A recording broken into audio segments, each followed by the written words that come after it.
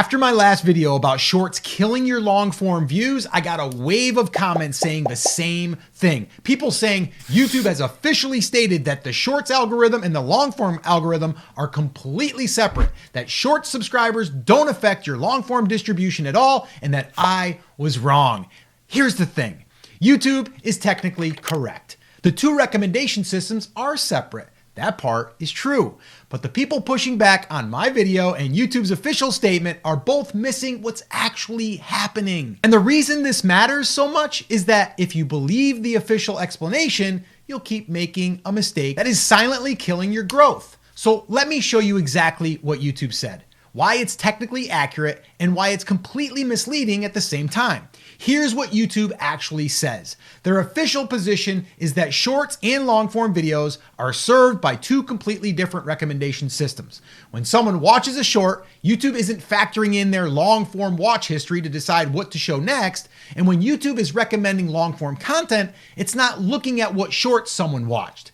They've also said that subscribers gained from shorts are real subscribers, and that the system doesn't penalize your long form content because of shorts activity. Every one of those statements is technically true, but none of them address the real problem. Because this isn't about recommendation, this is about testing. When you upload a long form video, YouTube doesn't immediately send it out to thousands of people. First, it runs a test. It shows your video to a small group, maybe a few hundred or a few thousand people, and it measures how they respond. And here's the question nobody's asking. Who is in that test group? That test group is built from your subscriber base, the people YouTube believes are most likely to watch your content. And that makes sense. But if most of your subscribers came from shorts, quick, fast, 30-second content, and now you upload an 8 or 10-minute video, you're testing that video on people who have never once shown that they'll sit and watch something long from you. So what happens? They click, they leave early, the signal comes back weak, and YouTube pulls back distribution. Like I said in my last video, that's not the recommendation system. That's the test failing. And YouTube's official explanation doesn't even touch this part. Let me make this really clear with a simple example. Imagine you start a channel about productivity.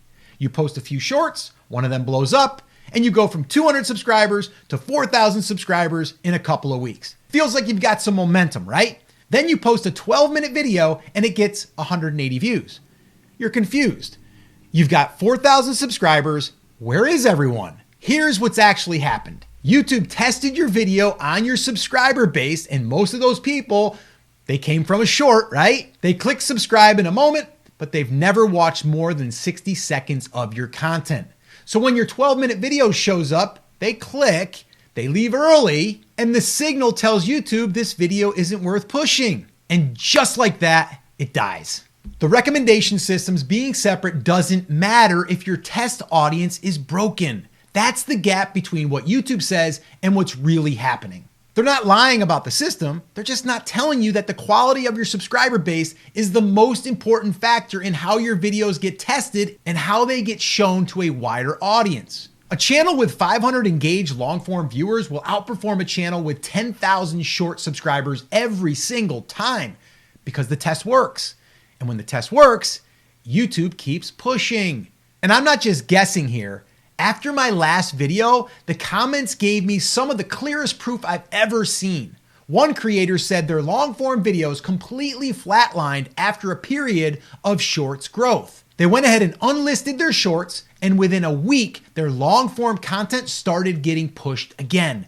Another creator said they stopped posting shorts entirely, and their watch time, subscribers, and revenue started going up.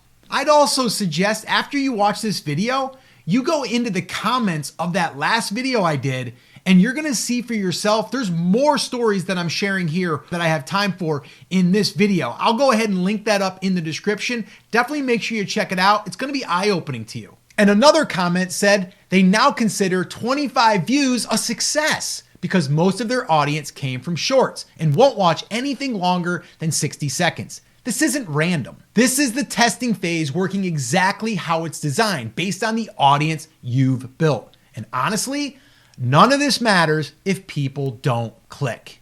Your title is what gets you into the test. Everything else determines whether you pass it. And this is where most people struggle.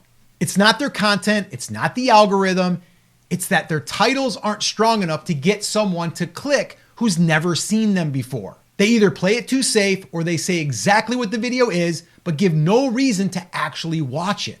And that's why before any of this even works, you need better title structures. I've been saying this for years. So what we did, we put together a swipe file of 10 of our best outlier title formulas that are designed specifically to get cold viewers to click. These are the same type of structures we use to get into the test in the first place. If you want the swipe file, just go ahead and comment hooks down below and I'll send you the copy. It's like I said, titles are super important. That's why we created a swipe file of our 10 top outlier titles. And we're making it available because we want to help creators like you get more clicks so you can get more views. Once again, if you want a copy of that, just comment hooks down below and I'll send it to you. Here's where everything we talked about earlier starts to matter. So what do you actually do with this? Well, if you're posting shorts and long form on the same channel, stop posting new shorts on that channel. Yeah, that's right.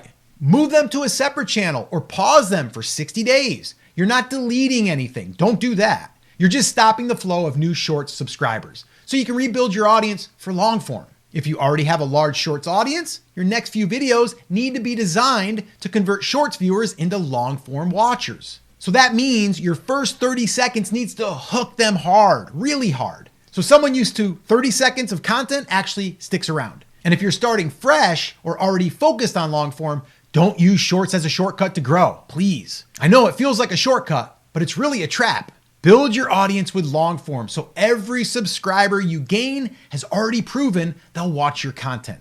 YouTube didn't lie to you the way you think they did. They told you the truth about the recommendation system. They just left out the part that actually matters. Fix your subscriber base, fix your test audience, and the distribution will take care of itself. If this is happening to you, I created a video that you should watch next where I show you exactly how to fix your audience so your videos start getting pushed again. Go ahead and watch that video next, and I'll see you there.